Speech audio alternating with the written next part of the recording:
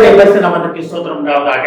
இந்த ஜீவ வார்த்தை நிகழ்ச்சியை கேட்டுக்கொண்டிருக்கும் அனைவரையும் கர்த்தருடைய பரிசுத்த நாமத்தினால் வாழ்த்துகிறேன், ஆசீர்வதிக்கிறேன். இன்றைய தின தியானத்திற்கு தேவன் கொடுத்த வேத பகுதி, அது யோவான் எழுதின சுவிசேஷம், அதில் 5ஆம் அதிகாரம், அதில் 39ஆம் வசனம். யோவான் 5:39. வேத வாக்கியங்களை ஆராய்ந்து பாருங்கள், அவைகளால் உங்களுக்கு நித்திய ஜீவன் உண்டு என்று எண்ணுகிறீர்களே, என்னை குறித்து சாட்சி கொடுக்கிறவைகளும் அவைகளே. இன்றைய தினம் இதை கேட்டுக்கொண்டிருக்கும் தேவ பிள்ளைகளே, வேத வாக்கியங்களை, வேத வசனங்களை ஆராய்ந்து தெரிந்து கொள்வதற்காக, அறிந்து கொள்வதற்காக இயேசு நம்மளை அழைக்கிறார். இது இயேசு கிறிஸ்து வாயிலிருந்து வந்த வார்த்தை. அவர் நான் சொன்னதெல்லாம் நீங்க மேற்கொள்ளுங்க, இதெல்லாம் சொல்லலை, எப்படினாலே வாங்க அப்படின்றத அவர் எப்படி சொல்றாரு பாருங்க. ஆராய்ந்து பாருங்க, ஆராய்ந்து பார்த்து உங்களுக்கு நலமா இருக்கிறத நீங்க பிடிச்சிக்கீங்க அப்படின்றாரு. அப்ப ஆராய்ந்து அறிவதற்காகத்தான் முழு வேதம் நமக்கு கொடுக்கப்பட்டிருக்கிறது. முழு வேதமும் நம்மளை குறித்து சொல்லப்பட்டிருக்கிறது. நம்ம ரட்சிப்பின் நோக்கத்தை குறித்து சொல்லப்பட்டிருக்கிறது. விடுதலை நோக்கத்தை, உலகத்தின் காரியங்களிலிருந்து விடுதலை பெறுவது எப்படின்றது நோக்கத்தை சொல்லப்பட்டிருக்கிறது. இன்னும் அடிப்படையா என்னன்னா, நம்ம படைப்பின் நோக்கத்தை பற்றி சொல்லப்பட்டிருக்கிறது. நம்ம எதற்காக படைக்கப்பட்டிருக்கிறோம், எதற்காக நம்ம செயல்பட வேண்டும் அப்படின்னு சொல்லப்பட்டிருக்கிறது.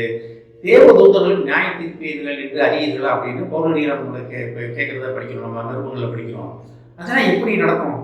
வேத வசனங்களை ஆராய்ந்து அறிந்து நம்மளை குறித்த நோக்கத்தை தெரிந்து கொண்டோம்னா நம்ம அந்த இடத்துல எப்படி பெயர்பட்ட அழைப்பு, உன்னதமான அழைப்புன்றதை நம்ம புரிந்து கொள்ள முடியும்.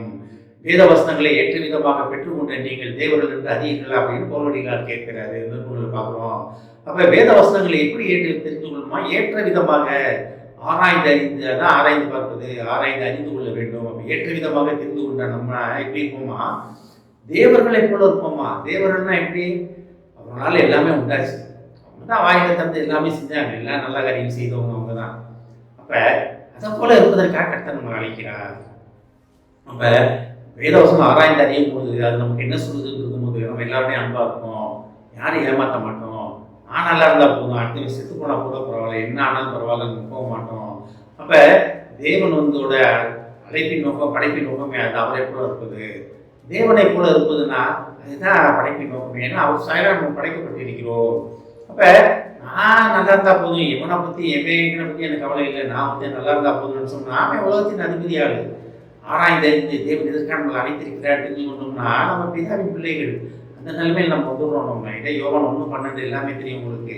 ஏற்றதான் பெற்றுக்கொண்ட நீங்கள் இவருடைய பிள்ளைகள் என்று அழைக்கப்பட்ட அதிகாரத்தை பெற்றிருக்கீங்க அப்படின்றது தான் நம்ம யோவான் 1:12 படிக்கிறோம். நம்ம அப்போ அதை போல நம்ம இருக்க வேண்டும். அதான் நம்ம அழைப்பின் நோக்கம், படைப்பின் நோக்கம்.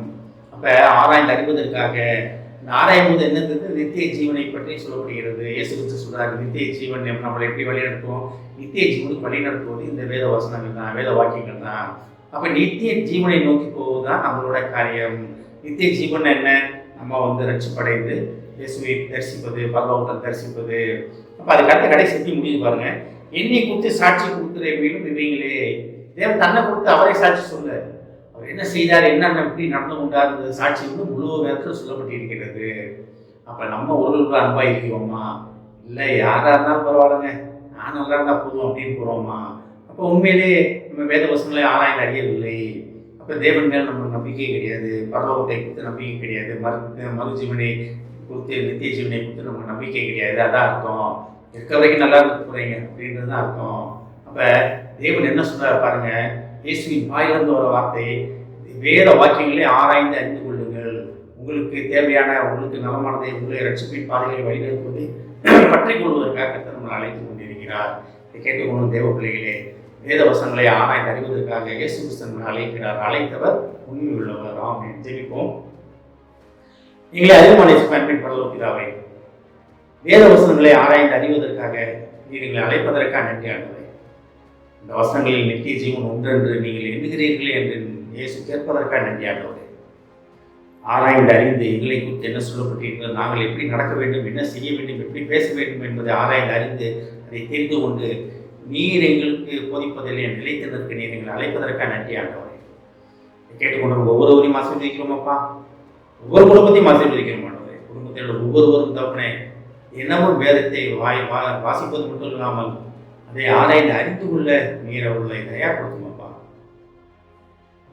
அவர்களை குறித்து, தங்களை குறித்து வேத வசனங்கள் என்ன சொல்கிறது, அழைப்பின் நோக்கம் என்ன சொல்கிறது, படைப்பின் நோக்கம் என்ன சொல்கிறது புரிந்து அதன் மூலமாக நித்திய ஜீவனை பெற்றுக்கொள்ள அவனை அழைப்பதற்காக நன்றியாக குடும்பத்தில் ஒவ்வொருவரையும் ஆசீர்வதிக்கிறோமப்பா. குடும்பத்தில் நோய்வாய்ப்பட்டிருப்பவர்களை முதுகத்தை தெரியும் ரத்தத்தை அவர் மேல் தெளிக்கிறோம். உடனடியாக எழுந்து நடக்க உதவி செய்வோம்ப்பா. ஆசீர்வதிப்போம். இயேசுவின் மூலமாக கேட்கிற நல்ல பிதாவே, ஆமென். கர்த்தர் உங்களை ஆசீர்வதிப்பாராக.